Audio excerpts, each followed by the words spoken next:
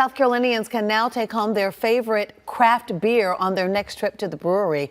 It is a part of a new state law that could help expand the craft beer business in our state. State House reporter Mary Green has details.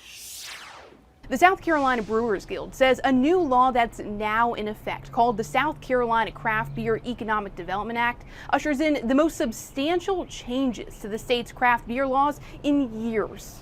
The two changes that were enacted by the governor allows for breweries such as mine and the others around the state to have more strategic options in their business planning as they move forward. Pierce Fleming of Common House Ale Works in North Charleston says even though this new law has only been in effect since earlier this summer, customers are already making the most of it. The early reports we're getting from around the state from a Brewers Guild perspective have been positive. The first part of the new law affects how much beer you can take home daily from craft breweries in the state.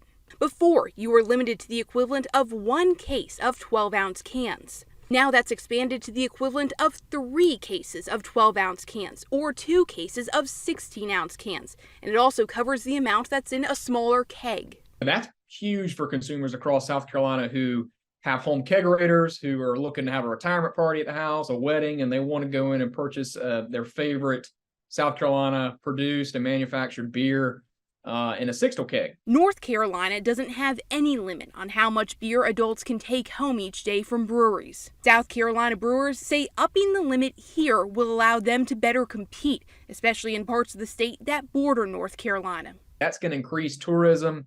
That's going to increase, keeping folks here in South Carolina. It's going to increase the amount of money that's being spent here in South Carolina in local businesses. The second change allows breweries with multiple like-owned locations to transfer product more easily from one to the other without needing to first sell it to a wholesaler and then buy it back as they had to do before. That's the piece that's going to really contribute to, I think, growing these breweries that are looking into expanding, looking into having a second location, a third, fourth, whatever that may be. I think we're finally seeing some steps in the right direction for them to be able to have some foundation to be able to do that within South Carolina law. And it turns out there is bipartisan support within the General Assembly for clearing these regulations in South Carolina's craft beer industry. With this legislation passing both chambers here earlier this year with just a single vote against it on the floor.